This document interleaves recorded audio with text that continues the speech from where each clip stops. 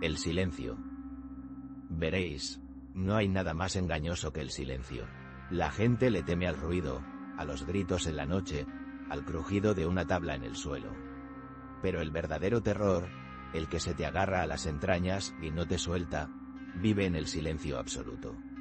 En esa quietud densa, casi sólida, donde lo único que puedes oír es el bombeo de tu propia sangre en los oídos. Yo conocí ese silencio en el ático del señor Valdemar, un apartamento en el piso 23 de un edificio de lujo, con ventanales que te mostraban la ciudad a tus pies como un tapiz de luces moribundas. Pero dentro, entre aquellas paredes blancas y muebles de diseño, reinaba un silencio de tumba. Un silencio tan perfecto que a veces me preguntaba si el sonido mismo tenía miedo de entrar allí. Mi trabajo era simple: leer. Durante 8 horas al día, 5 días a la semana, me sentaba en un sillón de cuero frente a un biombo de seda japonesa y leía en voz alta. Leía novelas de aventuras, ensayos de historia, poesía, lo que fuera que la señora Elvira, el ama de llaves, dejara sobre la mesita. Detrás de aquel biombo, en una penumbra perpetua, estaba él. El señor Valdemar. Nunca lo vi, solo escuchaba, de vez en cuando, una respiración sibilante, casi un susurro de papel de lija, o un carraspeo seco que me helaba la sangre. El sueldo era extraordinario, más de lo que un muchacho como yo, recién salido de la universidad y con más deudas que futuro, podría haber soñado jamás. Pero tenía sus condiciones, reglas inquebrantables. La primera: jamás dirigirme al señor Valdemar si él no hablaba primero. La segunda: jamás, bajo ninguna circunstancia, intentar mirar detrás del biombo. Y la tercera, la más extraña de todas, tenía que ver con su colección. En una vitrina de caoba y cristal que ocupaba toda una pared, había decenas de cajitas de música. Auténticas obras de arte, algunas de plata, otras de madera con incrustaciones de nácar, otras de porcelana delicada. Eran su única posesión visible, su único capricho en aquel espacio minimalista y frío. La regla era: podía mirarlas, admirarlas, incluso limpiarlas con el paño que Elvira me proporcionaba. Pero había una, solo una, que tenía prohibido tocar. Estaba en el centro, sobre un pedestal de terciopelo rojo. Era de madera de cerezo, oscura y sin adornos, salvo por una pequeña placa de latón deslucida en la que apenas se leía una inicial, una L'. No parecía la más valiosa, ni la más bonita, pero había algo en ella, una especie de gravedad, como si contuviera un peso mucho mayor que el de sus engranajes.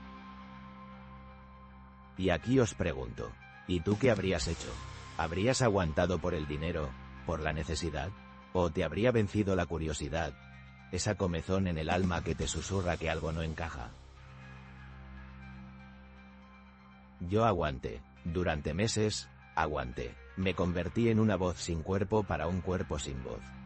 Leía sobre mares embravecidos y desiertos lejanos mientras el sol se ponía tras los rascacielos, tiñendo la sala de tonos anaranjados y violetas. La ciudad gritaba ahí fuera, con sus sirenas y su tráfico incesante, pero dentro de aquel apartamento, el silencio siempre ganaba la batalla. A veces, mientras leía, sentía su atención clavada en mi nuca. No era una sensación normal, era una concentración tan intensa, tan depredadora, que las palabras se me atascaban en la garganta. Podía sentir cómo diseccionaba cada frase, cada pausa. En ocasiones, cuando el protagonista de una novela sufría una traición o una pérdida, escuchaba detrás del biombo un sonido casi imperceptible, un temblor en su respiración, como un sollozo ahogado hace mucho, mucho tiempo. Elvira era mi único contacto con el mundo real allí dentro. Una mujer alta, huesuda, con un moño gris tan apretado que parecía dolerle. Hablaba lo imprescindible, con una voz carente de emoción. El señor prefiere a Salgari hoy. Limpie la vitrina, por favor. Ando, olvide la regla. Siempre me lo recordaba al irse, con sus ojos grises y vacíos fijos en los míos. Ando olvidé la regla sobre la caja. Y mi obsesión crecía. En mis ratos libres, cuando el señor Valdemar supuestamente dormía su siesta y yo tenía una hora de descanso, me quedaba de pie frente a la vitrina. Miraba aquella caja de madera de cerezo. Me preguntaba qué melodía guardaría. ¿Por qué esa y no otra? ¿Qué secreto la hacía tan intocable? La madera parecía absorber la luz, no reflejarla. Era un pequeño ataúd para una canción. Una tarde de otoño, todo cambió. Llevaba allí casi un año. Leía un pasaje especialmente melancólico de un poeta ruso. Hablaba de la memoria, de cómo los recuerdos son fantasmas que nos visitan sin ser invitados. De repente, una voz rasposa y débil surgió de detrás del biombo. El cajón del escritorio. Ábralo. Me quedé helado. Era la primera vez que me hablaba directamente en meses. Mi corazón latía desbocado. Obedecí. El escritorio era una pieza antigua, desentonando con el resto del mobiliario. En el cajón superior, solo había un objeto, un pequeño diario encuadernado en cuero agrietado. Lea, ordenó la voz. Abrí el diario. La caligrafía era elegante, pero nerviosa. No había fechas, solo entradas inconexas. Empecé a leer en voz alta, con la boca seca. La historia que contaba no era la de un hombre rico y solitario. Era la historia de dos hermanos. Uno era un artesano de increíble talento, un genio creando autómatas y cajas de música.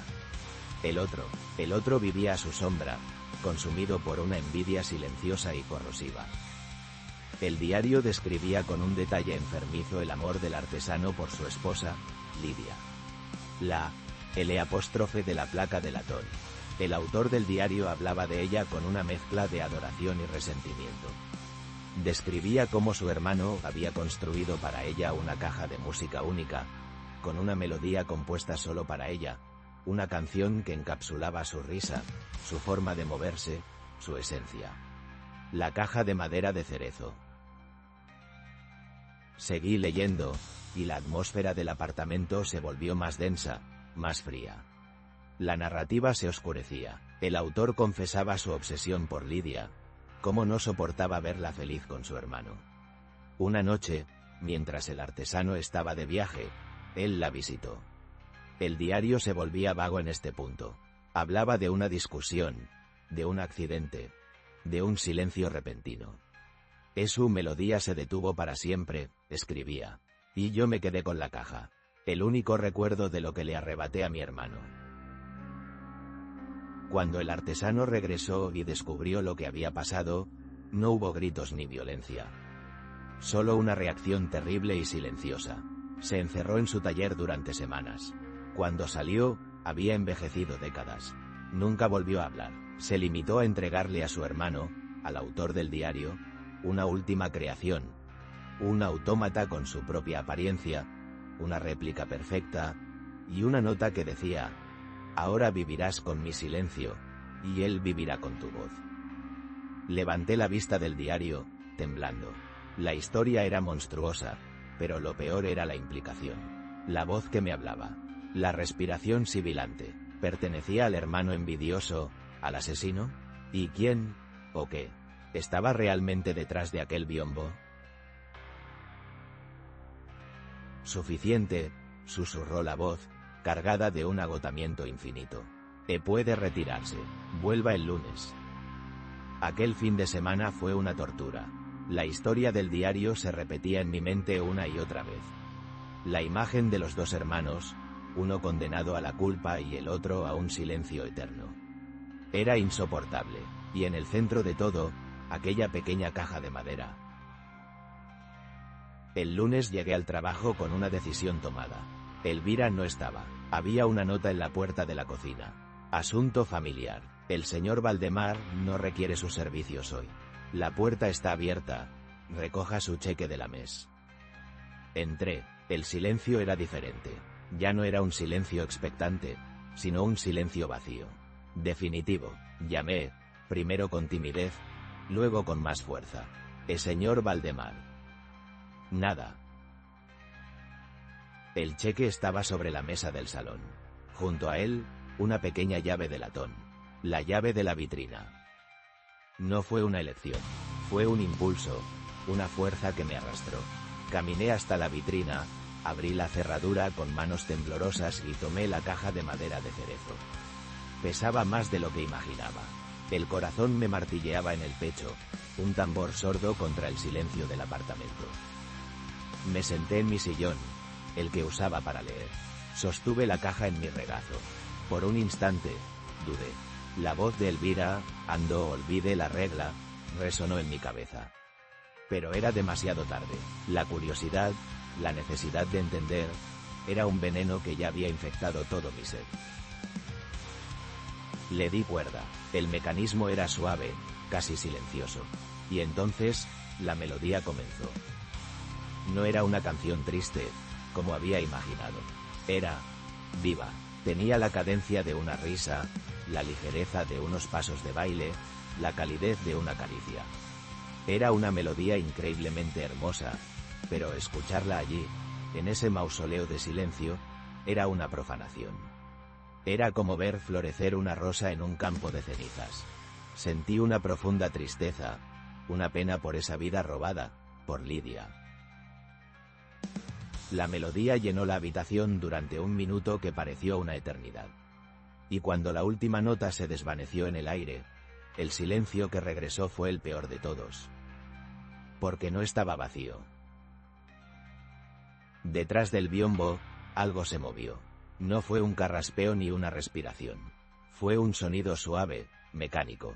Un asterisco clic asterisco, seguido de otro, y otro, un sonido rítmico, como el de unos engranajes de reloj, pero más grandes, más pesados. Asterisco clic, clac, clic, clac, asterisco. Me levanté, paralizado por el terror. El sonido se hacía más fuerte, acercándose lentamente al biombo desde el otro lado. No era un sonido humano.